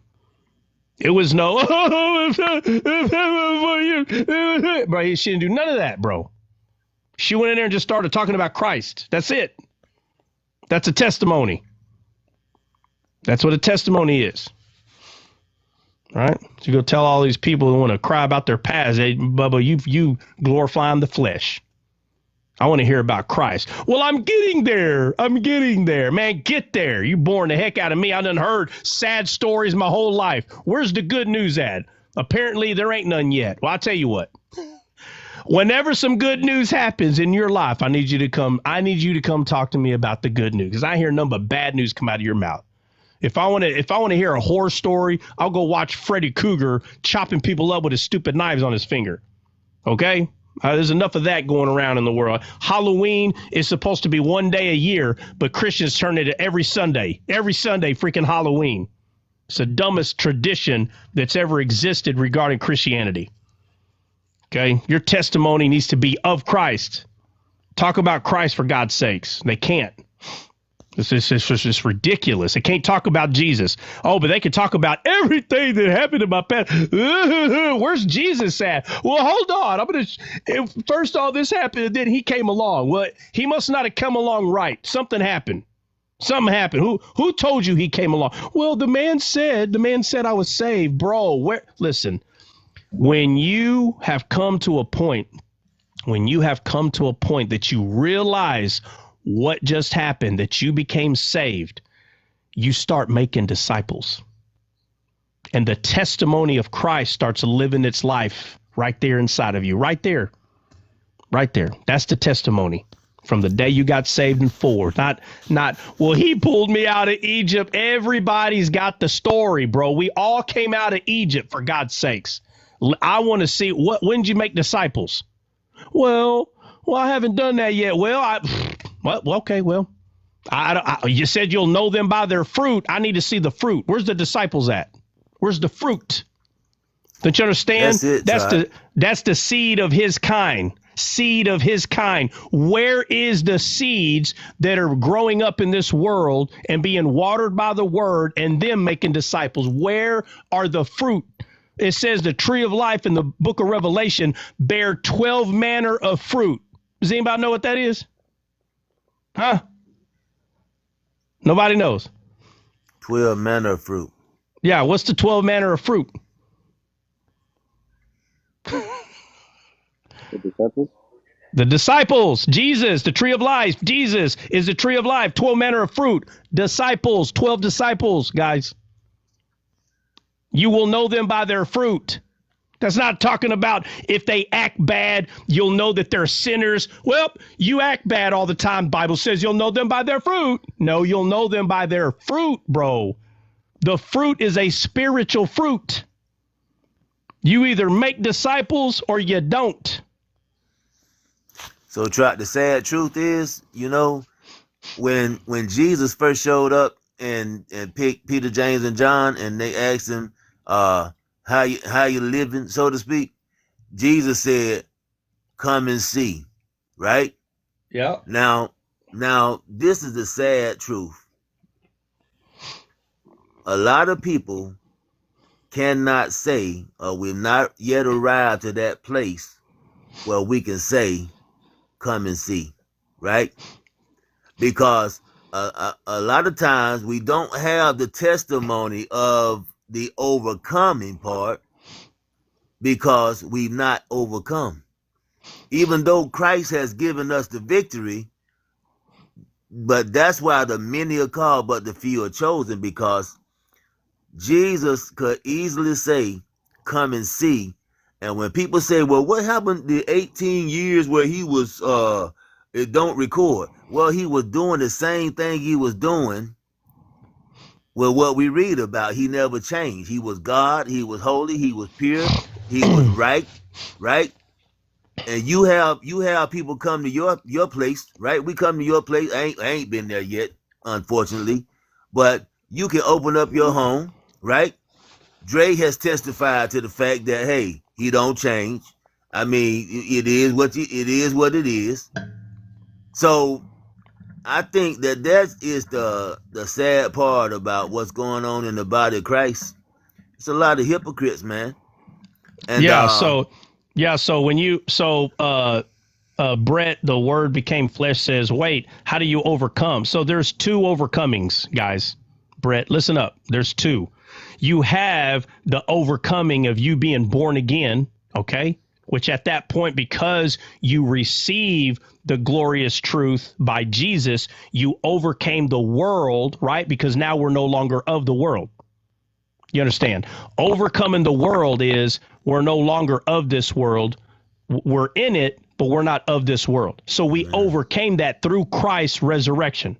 So that's the first overcoming. Now Paul says, be not conformed to this world, but be ye transformed by the renewing of your mind.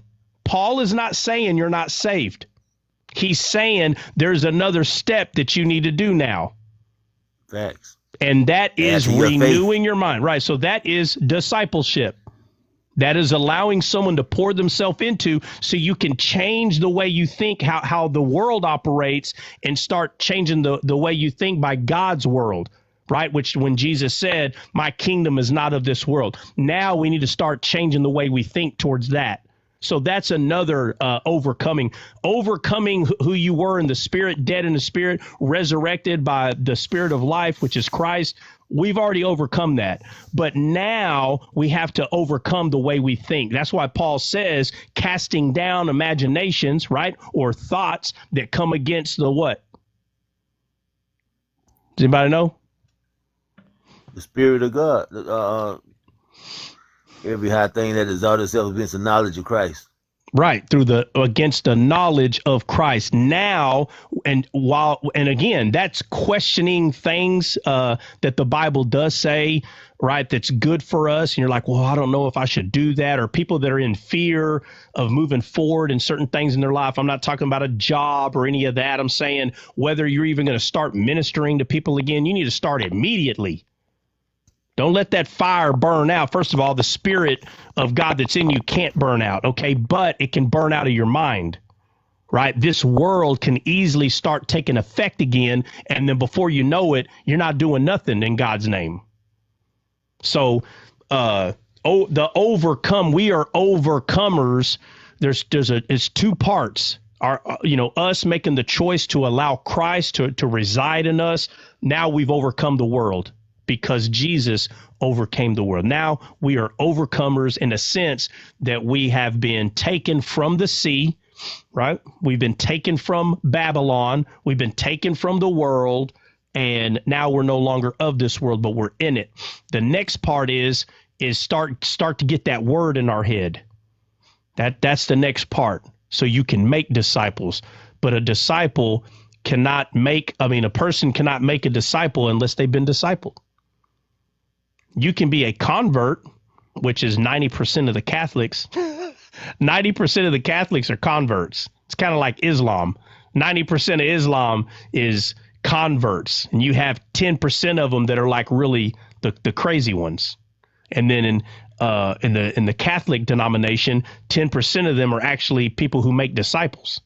They actually know the word, but you don't get to meet them because 90% of Catholics are converts. Just like Protestants, 90% of Protestants are converts, but there are 10% of Protestants that are actually in the word. 10% of Islam people that are actually in their Quran and out of their mind. So God is not looking for quantity. He's looking for quality.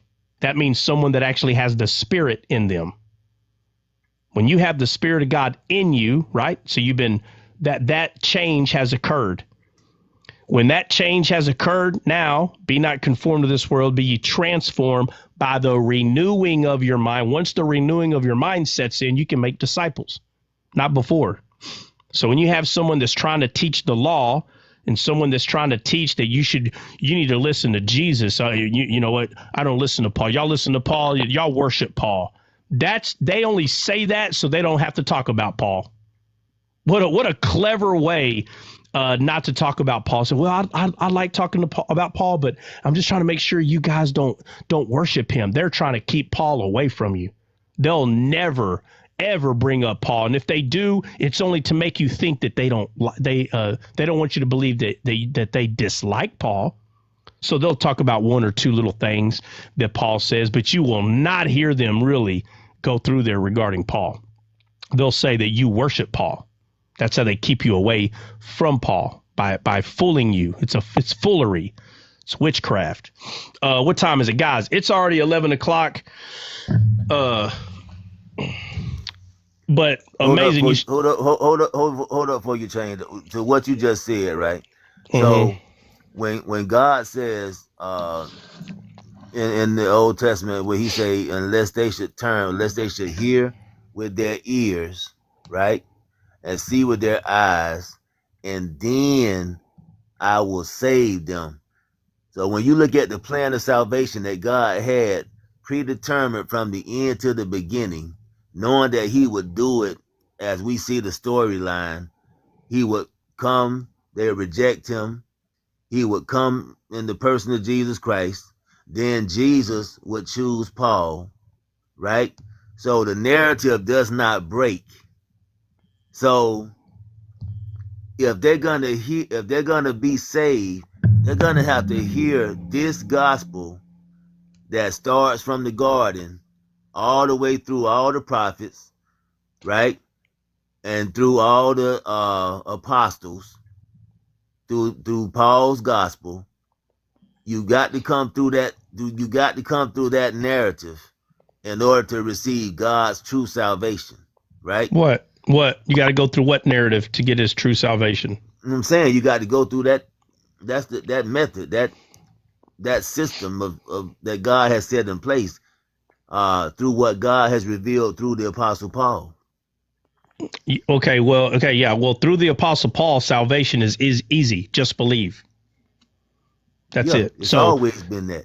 yeah, so that is how someone is born again, is just by believing. Right. And I say this all the time. People try to make the gospel complicated. That's a lie. It's very simple. It's just believe. So just believing is salvation. That's, again, I say this all the time. I literally say it all the time. The salvation part is easy. You just have to believe. Okay. But if you want to make disciples, you literally cannot be conformed to this world. Right? You have to do what Paul says there. Be not conformed to this world, be transformed by the renewing of your mind. The reason you're doing that is because as you renew your mind to the way God sees, to the way God hears, the way he tastes. Listen, our physical body has 5 senses, and the spirit does too. God, when he looks down here, all he sees is Jesus. All he hears is Jesus. All he smells is the aroma of Jesus. All he tastes is the savory meat of Jesus. That's it. When your eyesight and your ears and your mouth, when those things are understood the way God sees, the way he hears, what he tastes, you'll start noticing in this world what is of God and what is not of God. And you can make disciples. But salvation is not you making disciples. Salvation is just you believing in Christ. That's it. That's salvation. Salvation's easy. But people can easily, with itchy ears, go back to the law. Just like you have people today that will automatically, it's all about the law. They don't want to talk about Paul. I'm going to do what Jesus says. Y'all worship Paul. Be ye holy as he is holy. Be ye holy. You'll hear them quote this a lot. Be ye holy as he is holy. You'll hear it a lot. That's all they want to talk about. All they want to talk about is how Jesus was talking to people who were under the law, and they'll put you in that seat that Jesus was talking to you. No, absolutely not. Jesus is not talking to you. He's not walking here. Jesus is not 30 years old right now walking around, and these people heard Jesus talking in a crowd, and they're like, wow, you know what he said? That's how these people are treating it. Like if Jesus just said this to people who are walking around in the earth today, and as though he hasn't resurrected. He already resurrected. And after he resurrected, he sent Paul to the Gentiles. He did not walk and start preaching physically in this world like he did in Israel.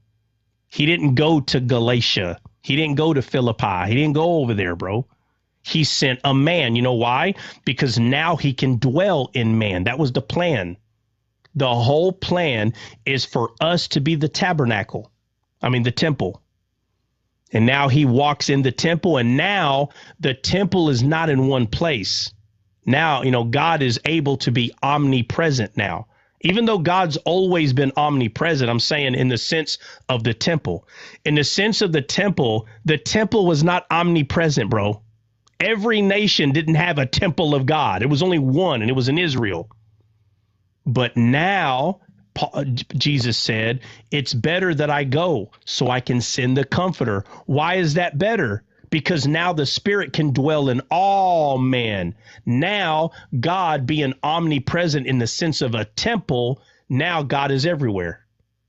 Because people are getting born again all over the place. So now everybody don't have to travel, don't have to do the Hajj. They don't have to commit Hajj and travel all the way over there. They ain't got to do that, bro. Now God lives in each man that is saved.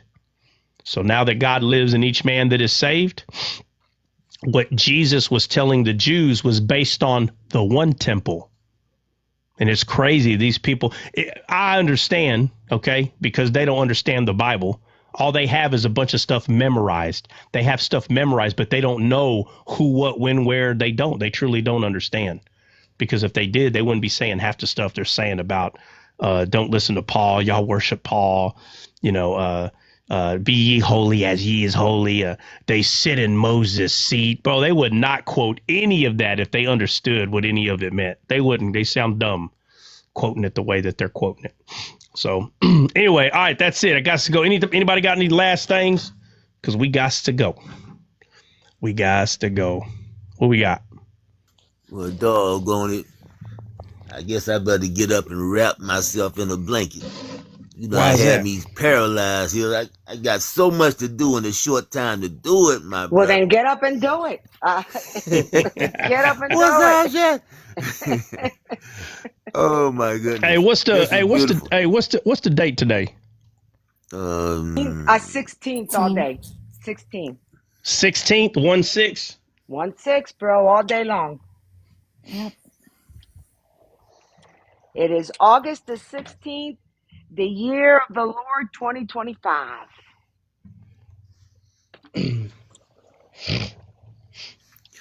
Well, this has been very good, brother. Very good. I want us to talk about them bones, though, brother. When you coming back on? I'll be back on Monday morning. What do you mean the bones? Elijah's bones? Well, that's where he Well, started. He started talking about a bunch of bones, and boy, he just started hopping around all over the place. So you think yeah. Elijah's bones really they became real men? You believe they became real men? The Valley of Dry Bones? Yeah. In real life? Mm-hmm. Yes, in real life, yes. In real life, they all became real men. Yes. Mm-hmm. I wanted Yes. to know what he believed. In real life, yes. In real life, there were bones that started growing ligaments and muscle and skin. That happened. 100% happened. Now, what that means today, I've already been over it a bunch of times already, but we'll amazing. Come up Monday morning, but we all know you're not. I mean, we all know you're not, boy. You come and you don't come. Easy, Well, amazing. And that was a foreshadow of how we, the dry bones, became real again. Restored. Yeah, Restored well. to the original I wonder if it pretense. kind of shadowed into the creation. it's got a lot of types of shadows as far as I'm seeing, and well, the thing is, I was putting together a teaching or a sermon like out here, and I was gonna also present it, but it's something that I'm Well, a question you asked, and I'm going to go ahead and give you the answer so you can study. But the question you asked was, I can't remember exactly how you put it, but you were asking, what is bones and flesh? That you kept asking that. But I was waiting for you to be done. So you know what it is? Anybody know what it is? It's Anybody? part of our anatomy. Anybody else? Anybody else? Are you talking flesh and about in the bone. spiritual? It's Adam spiritual and sense? woman. All right. Well, since nobody said it, Oh. since nobody said, I'll Bone say, of guys, my it's. bone and flesh of my flesh. Oh my God, Jess! No. Okay, I didn't think Lord so. have mercy. Jess, you're just trying to keep guessing it, bro. Listen, image and likeness, guys. Image and likeness. Oh. Image and likeness. Yeah. No, don't start saying yeah. Don't start saying yeah now. No, I've been I asking, said, what is it? oh, I said, I wonder if it It's shadowed very the different than creation. All right, all right, all right. Like Look, how we guys. Hey, look. Yeah. All right, I gave you that nugget, okay, which is actually a 45-pound steak. So go study that so you can make sense of it yourself. And I usually don't give answers like that. I usually literally go for 4 hours and then throw it out there. But y'all got lucky today. I'll throw it out there. You say If it's you didn't- image and likeness. Yeah, that's what it is, bro. Image and likeness. Go study it now. Image and likeness. Oh, I didn't say yeah. I said, Yeah. oh. I mean, why did Thomas say my Lord and my God? Because that tastes good, you know? Oh, no, because there's a difference between yeah. When you say yeah, you're agreeing. When you say oh, it's like, oh my God, it's like a revelation. It's an understanding. So when Eve came out of Adam, was it proper for him to say, "You're bone of my bone, flesh of my flesh"? If it's image and Yeah. likeness, yes. Yes. Yeah, because she was the image and likeness of Adam. That's why she was called Mm. Adam. Mm. Right? So when you hear me say that we did not hold the image and likeness of the unfallen Adam, we didn't. We had the image and likeness of fallen Adam. Amen. Right? 100%. Because if we had the image and likeness of the unfallen Adam, then Jesus would have never needed to come and die on the cross. Right. That's why the last Adam, we have his image and likeness, because we're bone of his bone, flesh of his flesh now. Amen. Right? Amen. All right. Hey, anyway. so wait, Oh my God, man! I knew I should have said nothing. I know, because you know, man. You start sparking. It only takes a spark, man. Hey, What? this simple though. So would it be far fetched to say that Eve was the second Adam? Eve was the second Adam? No, she was one with the first Adam. Yeah, no. One with the first Adam, but she is man, womb man, right? She still is man. We know Christ is the last Adam. Okay, that's fair. That's fair. If you want to put numbers on it, then yeah, I mean, I see what you're saying. Yeah. Yeah. So then you would say, okay, well, if she was the second human, then Jesus is the third. You know, we can call Jesus the 10th, the 20th. Is irrelevant. No, he the last. Hold on. Well, again, that's what I'm saying. You can give him whatever number you want, but whatever number he ended up in, he's still the last. He's still the last. Even if he was number 75, he's still the last Adam. There's never going to be another Adam. He's the last one. And the reason I say that is because both Adams, this is a reason why Paul called Jesus an Adam, is because both Adams, if you want to, I'll just put it this way. In their flesh, they were perfect, both of them. First Adam was perfect. Last Adam was perfect. Neither one of them had sin. Neither one. Amazing. If you start in that sermon, if you start saying she's the second and the third, you're going to confuse people. Leave that out. You're going to confuse people. You don't tell me how to mount my. Well, I'm not telling you. What's wrong with you? You don't tell me. You don't tell me what to do. You think you gonna come in here and tell? You say, what's wrong with you? You don't bring confusion. No, seriously, you're gonna confuse those people because you're gonna be too ahead of them. They're not gonna get it. All right. That's enough. All right, y'all go study that out. Okay, flesh and bone, image and likeness, and don't be trying to be cute. Yeah, well, duh. Well, I've been on here for 5 years. I ain't never heard nobody say that. Y'all need to stop the nonsense. But I will say this: we got to go. All right. Any last words? Say it now, forever. Hold your peace. Blessings. All right. Well, like we say down here in Carolina country, God bless you. God bless you. All right, guys. We'll see y'all more than likely Monday morning. Bye-bye.